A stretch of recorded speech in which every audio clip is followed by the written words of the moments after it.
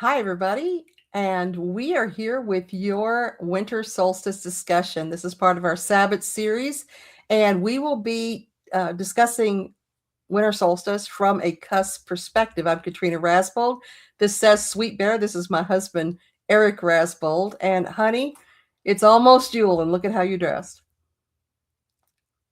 California.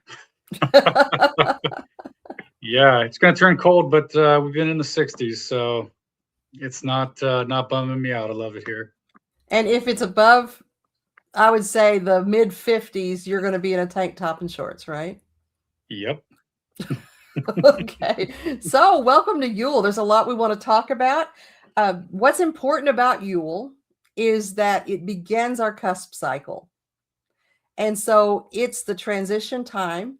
And you and I just finished rewriting the brand new edition of the CUSP book, which will be available, I would say, within the next week. And so all of this is pretty fresh in our minds, in addition to having just had a CUSP or Yule ritual. Do you want to talk a little bit about what that looks like for us? The book or the ritual? Go wild. I don't care. Well, so the idea of Yule in the cusp cycle is that we're coming out of the resting period. We had a nice rest of introspection and just calm, dark, cool, relaxing, nothing going on since Samhain. We burnt the fields, and now we're approaching Yule.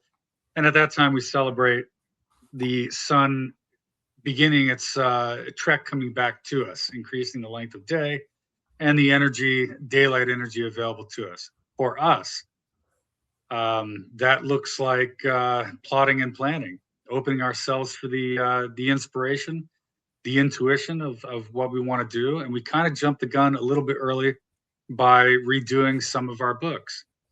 And the CUSP book that we're coming out with is this is a long awaited and definitely long desired edition. It's been 15 years since we wrote that. Is that right? 15 years? We first published it in 2012. 2012. Okay, close to 15 years.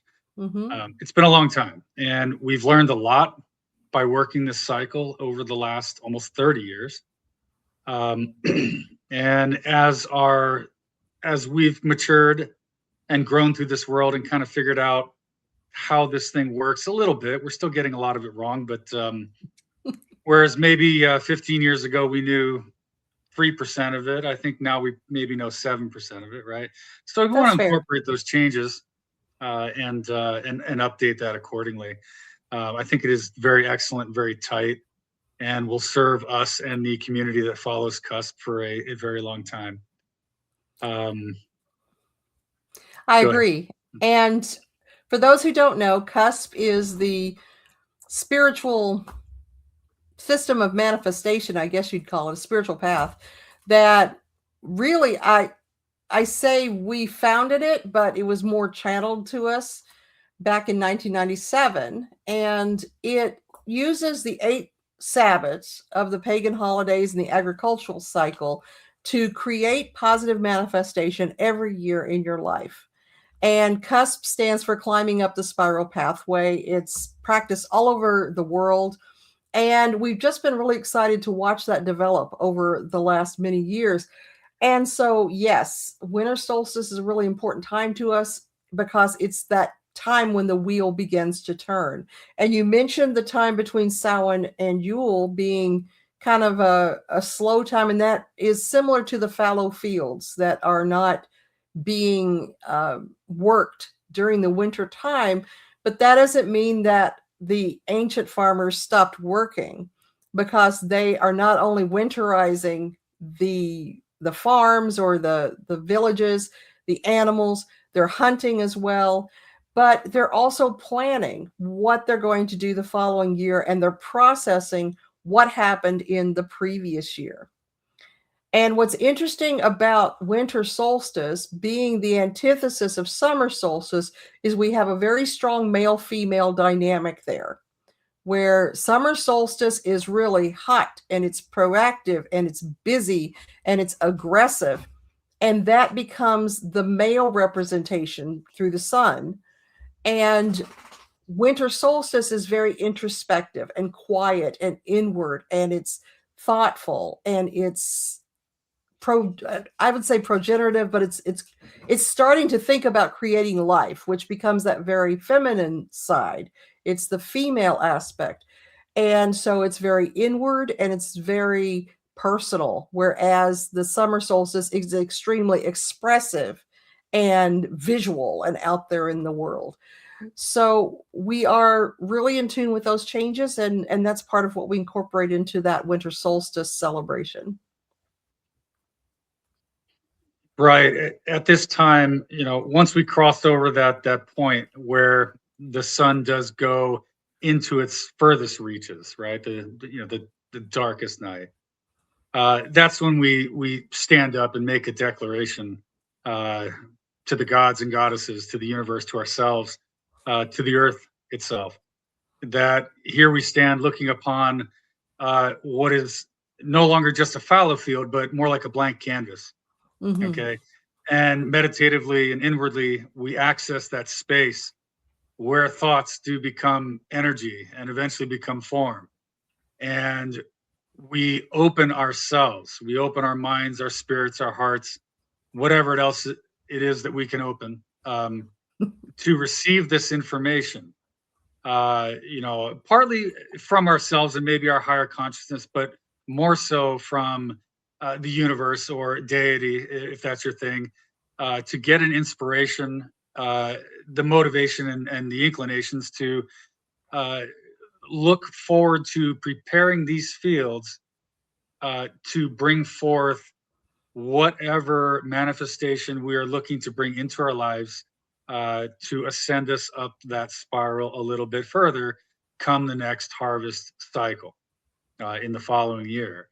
So this is still it is still very feminine. It is still very dark. It's mysterious, because it's not something we can show with our hands. And it involves a lot of quiet time and meditation and just very inwardly focused, very, like you say, receptive and feminine in quality and darkness. But it's that promise that the light will return, that the energy will return, the heat will return, the work will return, and so will the green grass and the beautiful trees and all the fruits that are given thereby. So it's kind of it's like it's a small promise. So one of the themes that we use in our Yule or winter solstice rituals is the idea of the sun returning, and that it's starting out as a spark, which of course the sun is always the sun. But the idea is that starting on winter solstice itself, the days will get longer, meaning the sun is returning to the sky in power. And we represent that by the idea of a spark of light coming into the darkness. And we use that spark of light as our spark of inspiration. And that is a very meditative process of sitting with ourselves and having a sort of life audit where we say, how do I want my life to be different in the fall when harvest comes? And that involves a very objective and critical look at where we are and where we want to be. However, because we use bio-universal energy, which is a term we coined way back when, we're using divine energy and personal energy. And this means that we take what we believe to be our best and possible desires for the coming year. And at Imbolc, we will send that list up to the god and goddess or universe or whatever terminology you use to say, this is what I'm thinking. Is this in keeping with my greatest good, my best possible outcome? And over that following 6 weeks, we get confirmations and redirects as to whether it's a good idea what we're planning to do. But from now until Imbolc on February 1st or 2nd, our job is to just sit with the ideas of that list and to modify our list as we gain more and more insight over the coming 6 weeks.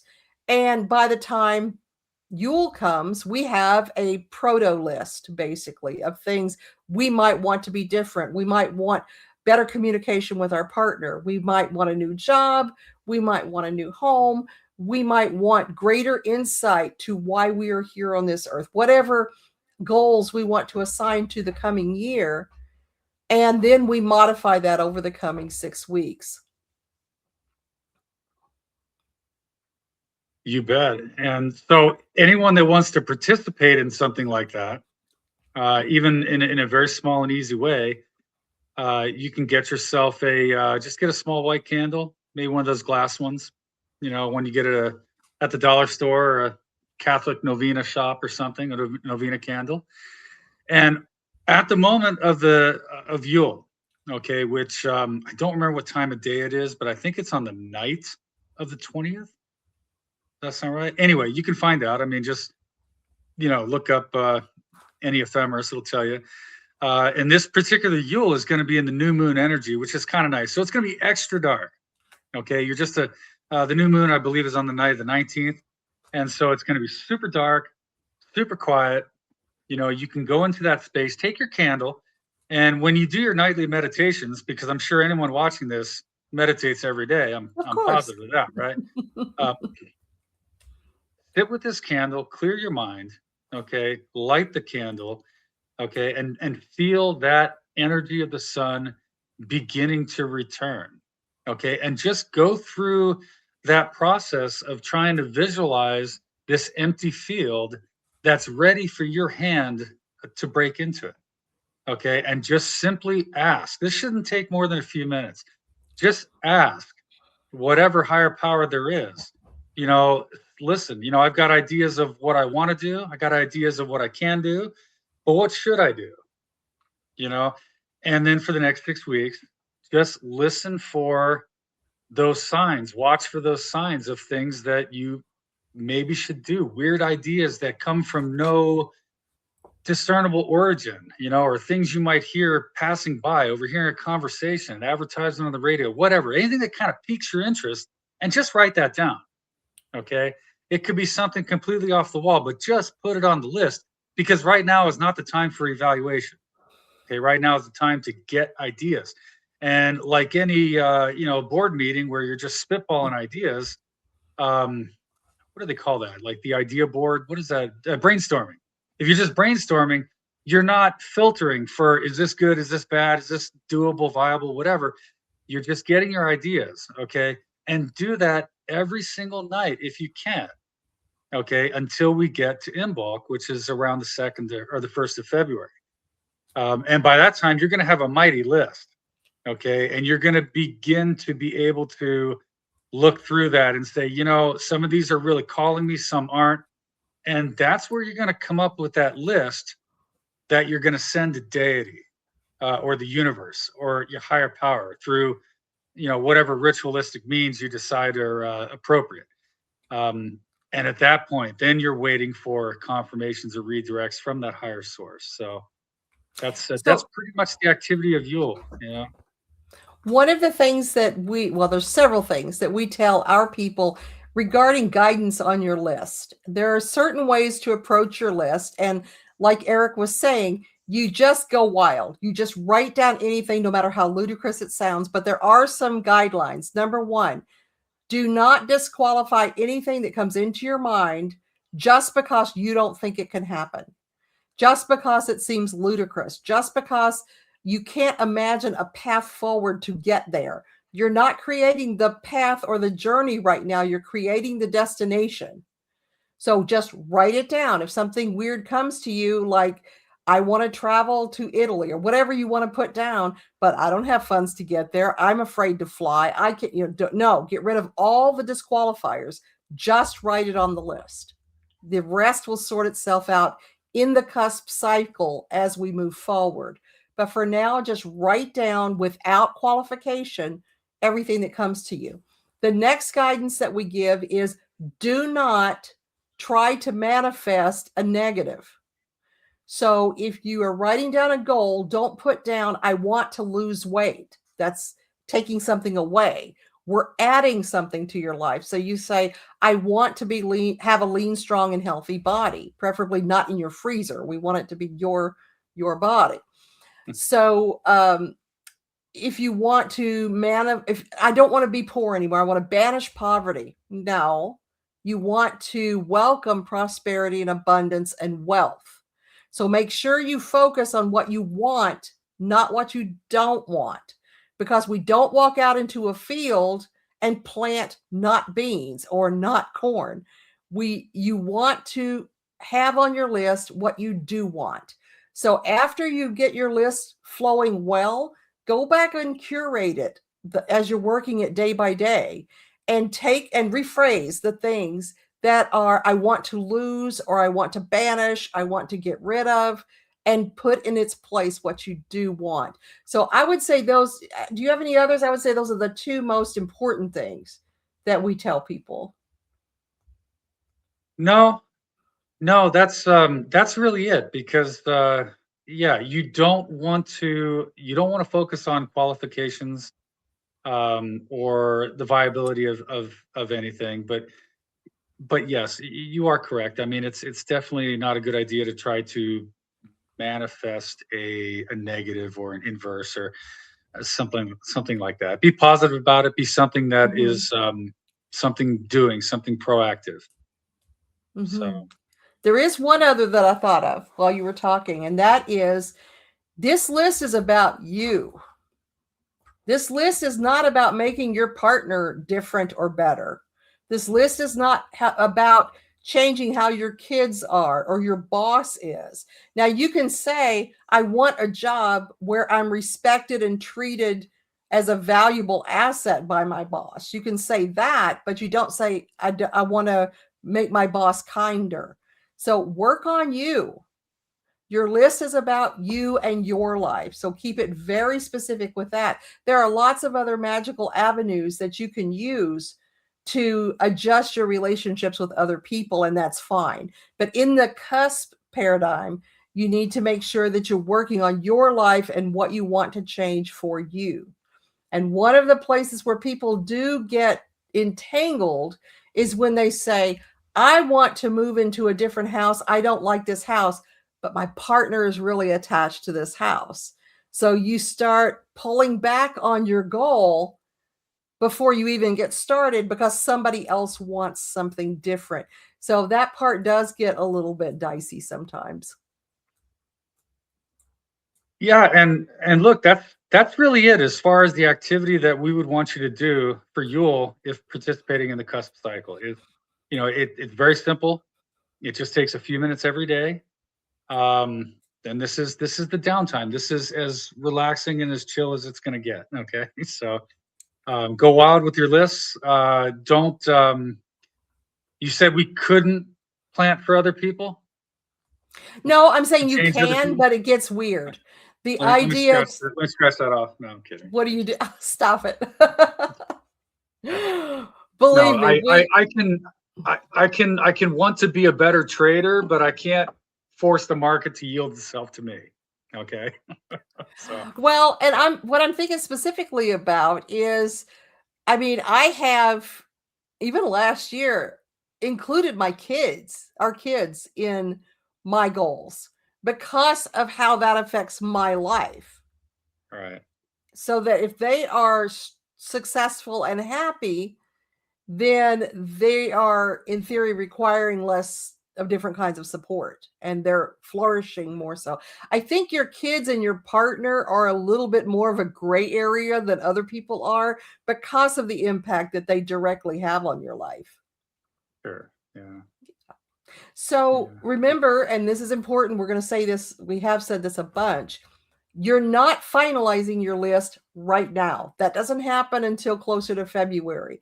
You're just spitballing. You're just writing down ideas and refining and curating so that by the time 6 weeks has passed and we're at the next Sabbat, you do have a list you feel comfortable with. And don't be surprised if you make this list and some of the things on it start happening right away. All that means is that those processes were already underway. the universe or your energy or your needs were already activating the magic to make that happen. And so you writing it just on the list was enough to push it over the edge so that it happens. So if those happen, just cross those little things off your list or take that goal to the next level for your list. That's part of your universal guidance in the initial creation of your list. Yeah, that's it. Did you want to talk about the pine cone? I want to talk about the pine cone. So no, this is a practice for us, but yeah, for our rituals, but yeah. So we said this for years in our books, we live in the forested Eden of El Dorado County, California. And one of the hallmarks of El Dorado County are these gigantic pine cones, and they call them widowmakers, that fall from the sugar pine trees, and some of the other types of pine trees have just these massive pine cones. And so we'll collect one, and that's sort of like our sacrificial lamb or something that becomes the CUSP pine cone. And we have people that are participating in the ritual write on a little piece of paper and stuff it into the pine cone at the ritual. So what they're doing in this case is they're offering, what we usually end up doing anyway, is what are you bringing to the circle this year? And this becomes another part of our manifestation. And they need to stop and think about the value they have as a person. And they can say things like, I'm going to cook amazing things for the potluck, or I'm going to take great photos of the ritual. I'm a good listener, so I'm going to be open to anybody who wants to just have a safe space to talk, or I'm going to organize the supply closet. Everybody thinks about what they can bring to the table with their level of genius to bring together to bless the circle for the coming year. And then what happens, honey?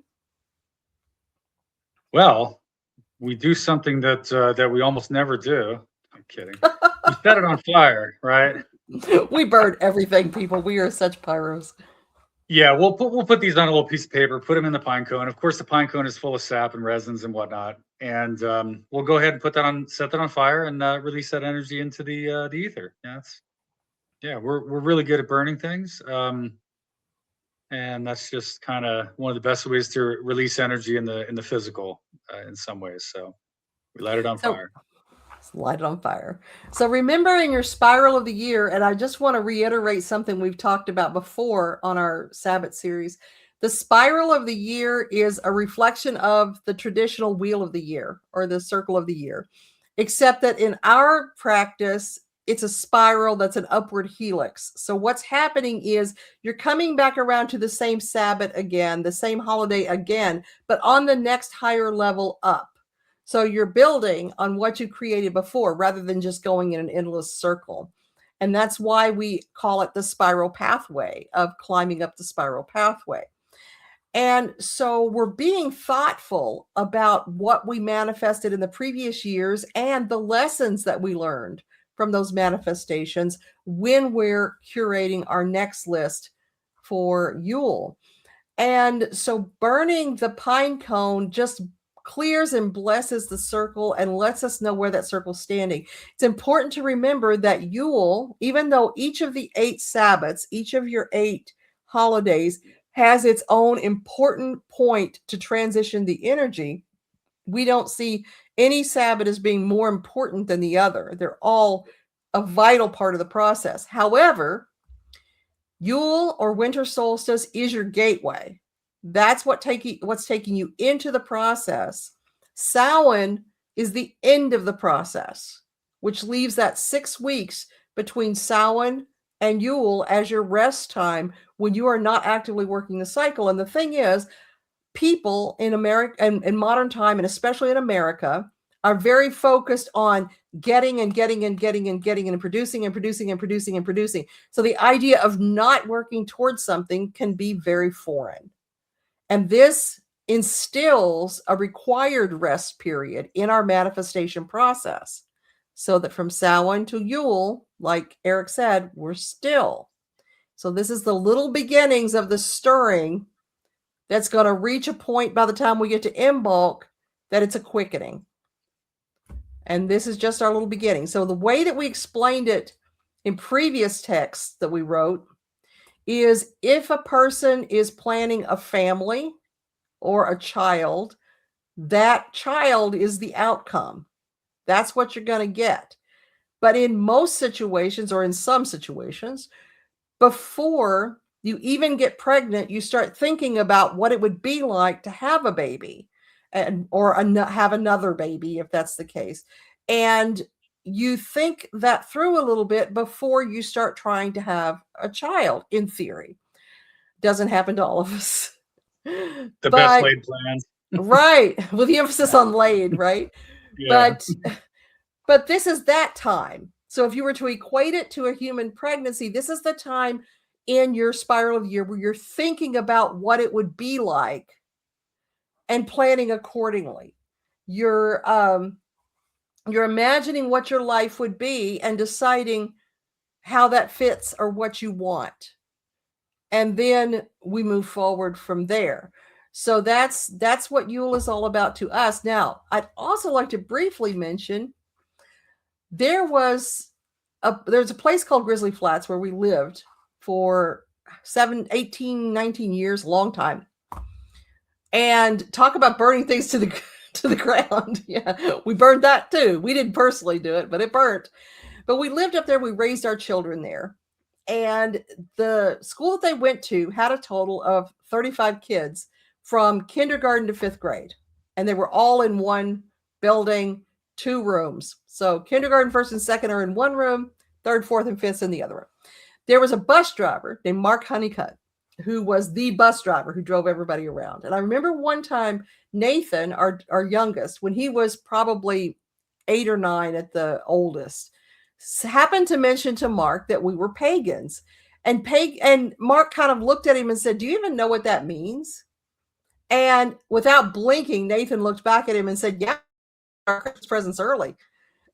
And so I wanted to just address very quickly how paganism, and especially at this moment, Yule, fits into family dynamics, because we were first generation pagans in our lives.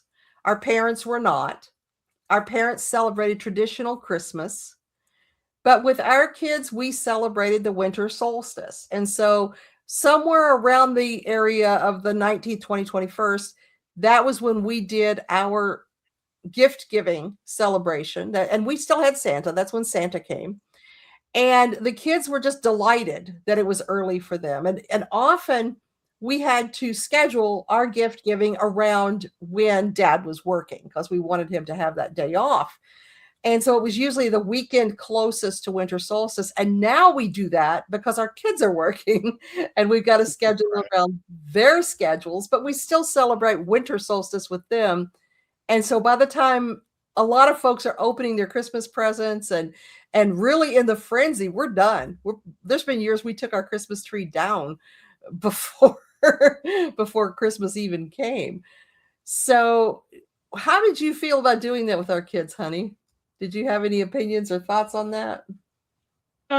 It was fun for them. I think that a lot of times it would leave them with explanations once they got back to school, or when they start talking, they get old enough to talk to their friends. They're like, "Yeah, we're doing it on whatever Saturday," and they're like, "Why? Christmas isn't until Thursday," so that kind of stuff. Yeah. But yeah, it was kind of cool. I mean, I like the idea of being able to explain to the kids why we do the things we do. Okay, this is why we celebrate this. Okay, I would not be able to elucidate in any intelligent way the Christian story. Okay, I tried. I mean, I was raised that way, of course, and it didn't make a whole hell of a lot of sense to me, with given everything that goes on throughout the Christian celebrations. So I kind of like not having to bullshit that, honestly. I mean, it is what it is. And it didn't cause any problems for them, and it was fine. They did like having it early, and we still did the usual stuff with the tree and the lights and the blow up reindeer, and we didn't have blow up reindeer, but statues and shit, and just all that good stuff out in the yard. And the snow and the whole holiday spirit of it. And having that be also a time when, especially in the West, we do kind of slow down for just a couple of weeks. Okay. I mean, think about it, between Thanksgiving and New Year's Day, people are really phoning it in at the office. I mean, I was in the military. It was like that. Okay. We were really kind of in, kickback mode. So even though the idea of agriculture being a principal driver in human civilization and our existence, we don't have that anymore. It's, that 9 to 5 hustle, go, go, go all the time. We do kind of have a little vestige of that left over. So yeah. That's true. Mm-hmm, absolutely. Very true. So that's what it's like in our house. Now, it's different for us now because we're older. Our kids are grown. We are in this weird phase where we do not have grandchildren. We have 6 adult kids. We have 1 grandchild who's 21, and we're awaiting the next wave of grandbabies. So we don't, and also, as I mentioned, there was a fire. We lost most of our Christmas ornaments. And so our kids made new Christmas ornaments for us, but we don't have what we did before with the, all of the little houses and the big tall Santa statues and all that. So we decorate a lot less than we used to. I still cook a lot because the kids really enjoy Christmas cooking and the candies and cookies. Eric's not into it as much, but the kids really love it. And so that's a tradition for us as well. The kids come over for a dinner or a breakfast and open gifts as adults, and they bring their significant others. So that's a really nice family time for us as well. And that's really how we celebrate now. But one of the things that's kind of funny is we don't have any lights on our house as far as Christmas goes. But 2 or 3 years ago, we got one of the laser lights that shines on the house and makes dots that are different colors and that sort of thing. And there's a tree outside my bedroom, and we liked the laser light so much that Eric directed the light up into the tree. So if we're in my bed at night and look up, we see all these lights in the trees, and it's like little fireflies. He calls them the bugs. And so our Christmas lights are up all year round, just like tacky trash that I used to make fun of, but we don't do a lot of external decorating or anything. We might, I don't know if that'll change when we get grandchildren or not, but right now it's nobody sees us. So. Nobody sees us. We live in a really remote place. Yeah. We don't have to show off to anybody. Yeah. Right. So that's what Yule is like for us. And if you feel like it, leave in the comments how Yule is like for you. We'd love to hear it. And if you would like to invest further in the homework of CUSP, one thing you can do is to go to our Patreon, which I will link in the description below. And it's only $5 to be in the Patreon. And that's a deep dive into the CUSP practice. We print excerpts of the book. We have grimoire pages that go up. We have occasional check-ins to see how are you doing. We have a live stream that is CUSP practitioners from all over the country. They get together and talk about what they're doing. So it's a fun little community, and we'd love to have you involved. We just started doing this in the last couple of months, so that part of it, that outreach is very new, and it's kind of connected to the relaunching of the CUSP book, which we will announce on that Patreon and on our social media when it comes out within the next week or two. So do you have any other things to say, honey? Not at all. Just try your best to get those meditations in every day. Keep your mind, your spirit, your heart open for that inspiration. That's the most important thing right now. And other than that, try to relax. By being the dark of the year, this is that time that introspection is especially rich. Pay attention to your dream time. What's it telling you about what you might want to manifest? Your subconscious is trying to get through there. Get a tarot reading. Find out what's underlying your life right now that you might want to manifest. Just dig deep. Figure out what's in there for you. Happy Yule, everybody. Thanks for being here, sharing this time with us. Bye-bye.